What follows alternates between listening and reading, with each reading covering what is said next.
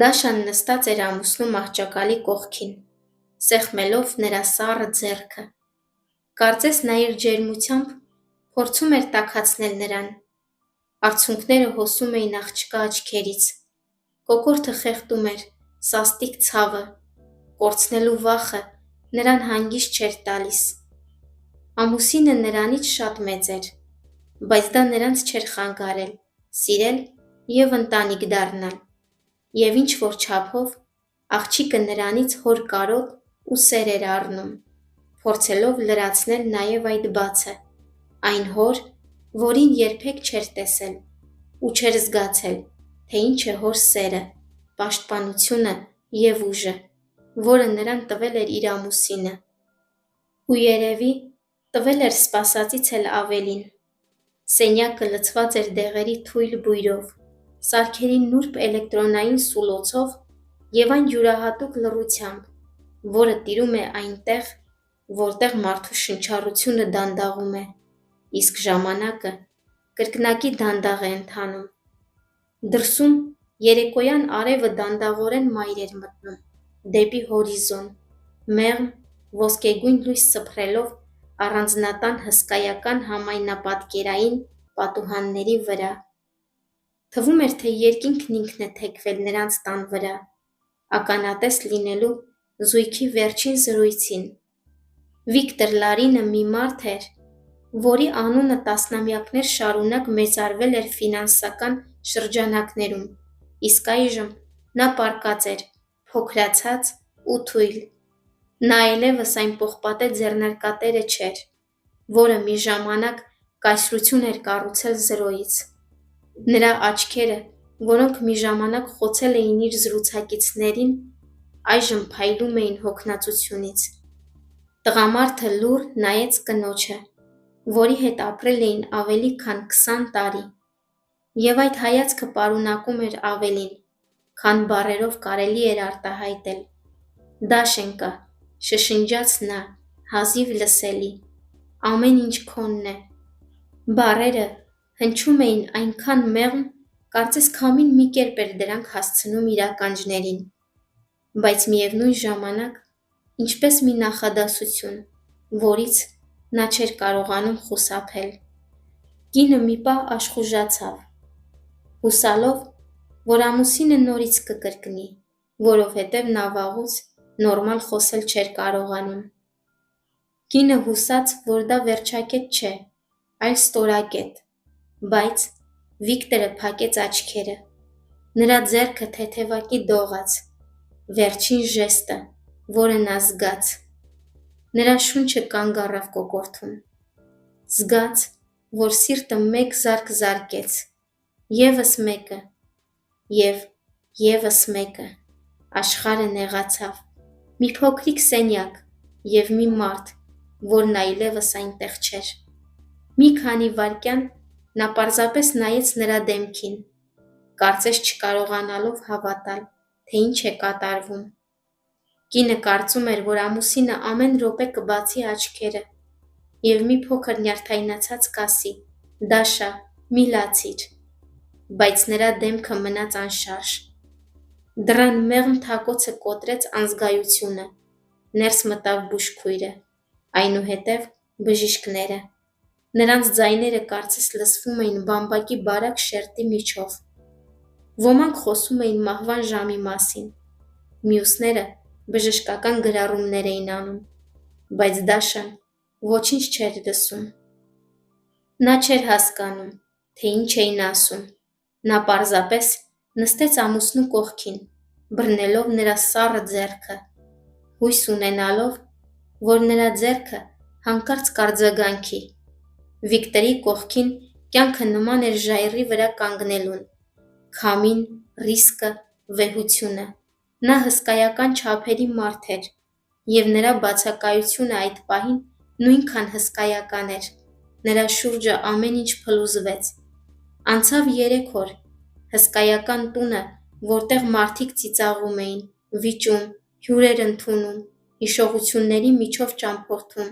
և ծրագրեր կազմում, այժմ թանգարանի էր նման, հանգիստ,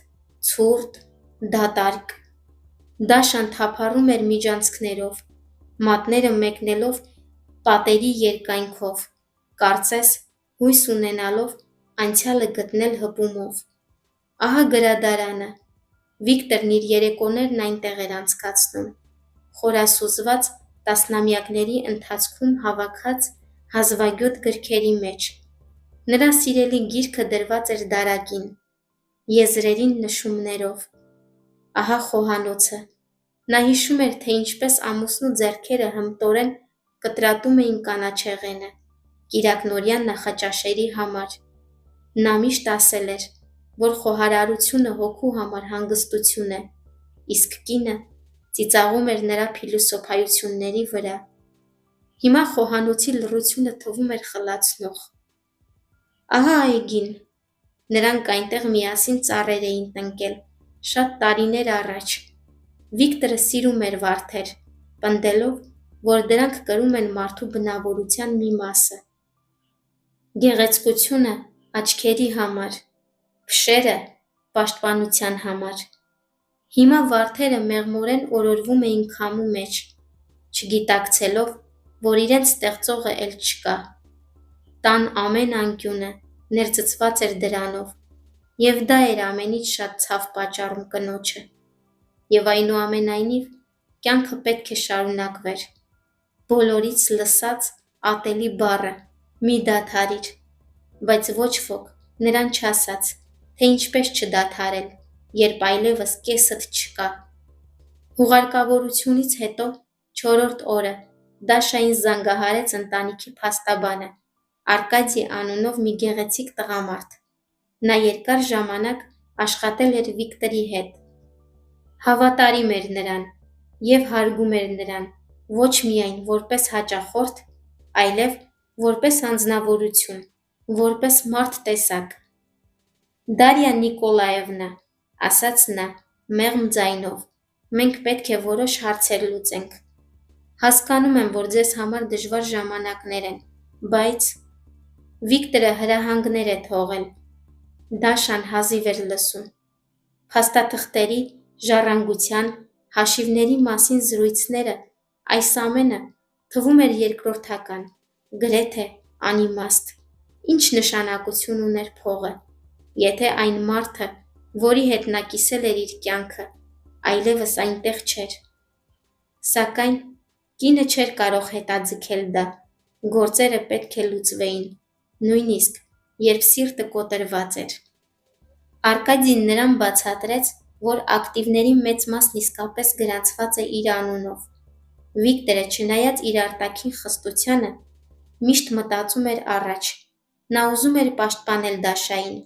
ապահովել ամեն ինչով։ Բայց այն, ինչ այժմ կնոջ ուսերին էր, սարսափելի էր։ Դու պետք է այցելես բանկ, ասաց Արկադին։ Ստորագրիր փաստաթղթերը, հաստատիր քո ինքնությունը և հաշիվների մուտքը։ Ես կարող եմ ուղեկցել քեզ։ Դաշան գլուխը թափ տվեց։ Ոչ, ես ինքս կանեմ դա։ Ես ինքս պետք է անցնեմ այս ամենի միջով։ Նա զգում էր, որ եթե թույլ տար, որ ինչ-որ մեկը ձեռքից բռնած առաջնորդի իրեն, թույլ կմնար։ Նա չէր կարող թույլ լինել, Վիկտորը դա չէր ցանկանա։ Հաջորդ առավոտյան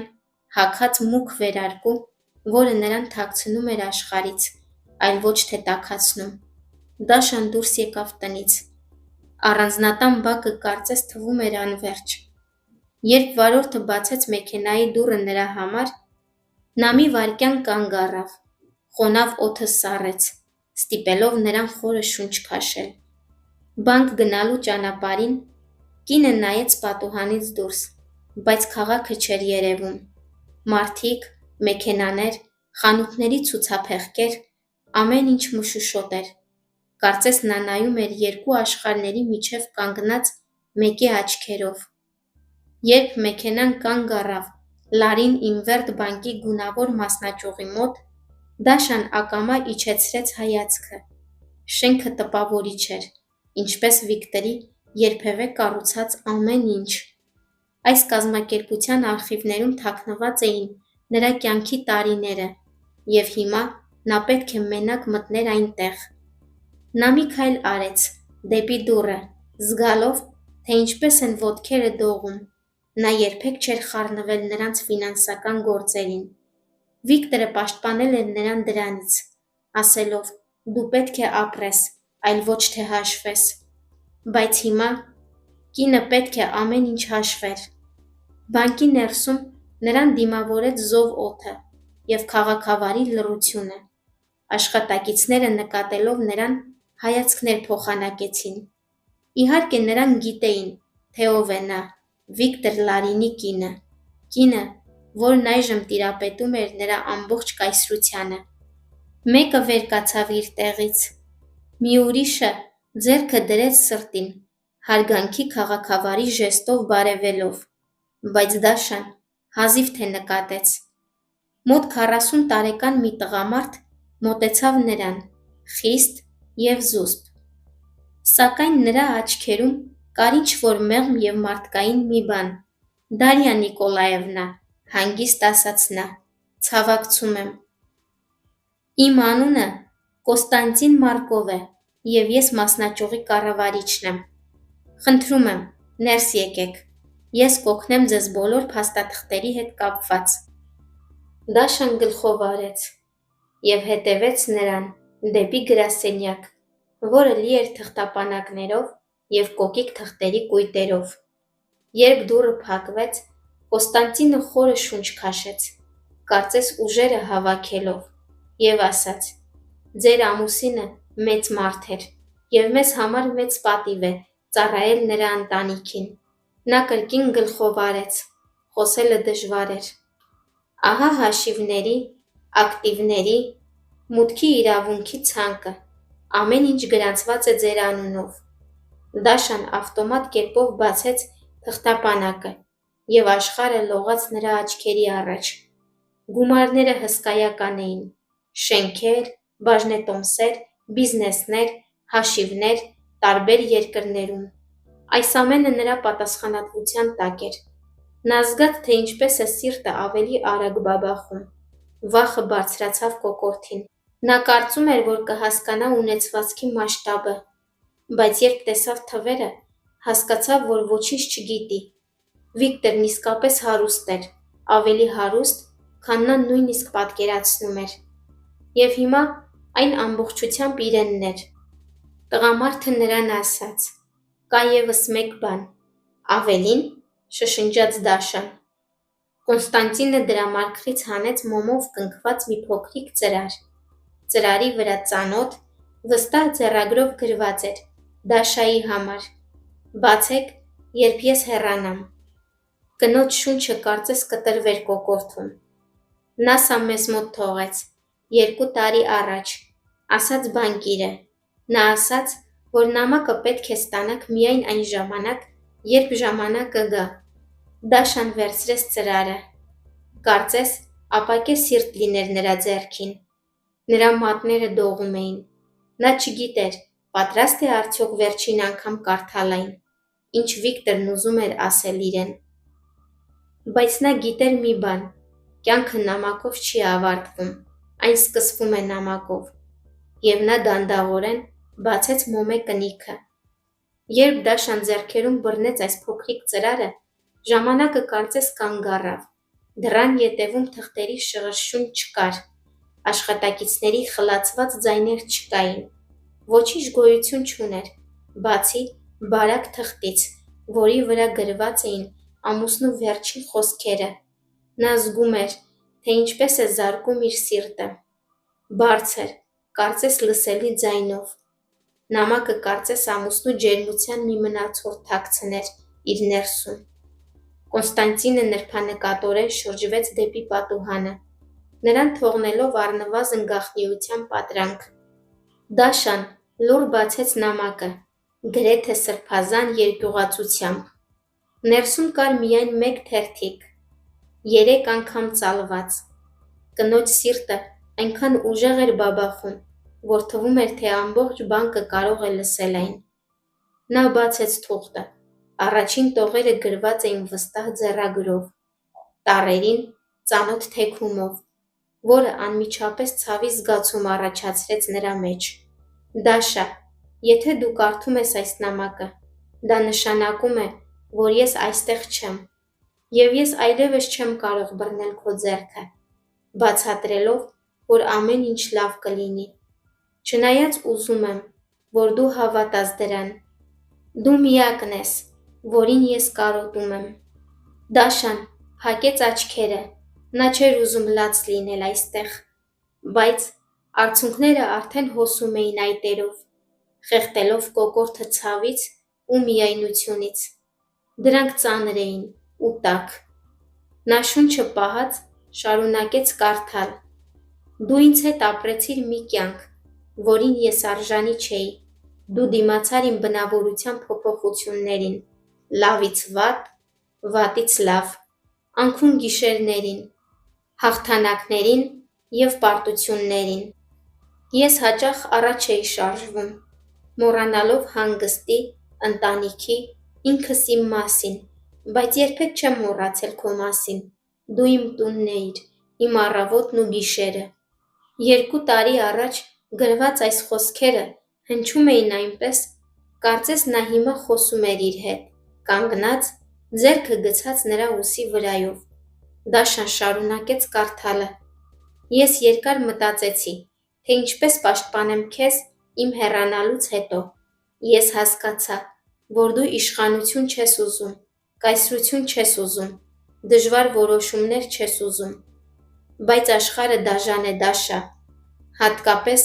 մեծ փողերի աշխարհը։ Ես քեզ ամեն ինչ թողեցի, ոչ թե նրա համար, որ դու թագուհի դառնաս, այլ որպեսզի ոչ ոք չհամարձակվի դիպչել քեզ։ Այսպես ավելի հեշտ է պաշտպանել քեզ, քան լիազորների միջոցով։ Կինը թարթեց թաց աչքերը, հասկանալով ամուսնու ամեն բառի իմաստը։ Նա պարզապես չէր փոխանցել ունեցվածքը նրան, այլ նրան դասել էր բոլորից վեր։ Նա վերջնական միակ ժառանգորդն էր, և ոչ ոք չէր կարող վիճարկել դա։ Բայց հետո նամակը հանկարծ փոխեց տոնը։ Այնուամենայնիվ, կա մի ճշմարտություն, որը ես թաքցրել եմ այս թղթապանակի մեջ, որը նրանք քեզ կտան, բանկում։ Դրանք կնմանվեն թվերի, թղթերի, բայց յուրաքանչյուր տողի ետևում պատմություն է թաքնված, և դրանցից ոչ բոլորն են անվտանգ։ Իմ հարստությունը պարզապես նվեր չէ, դա պատասխանատվություն է,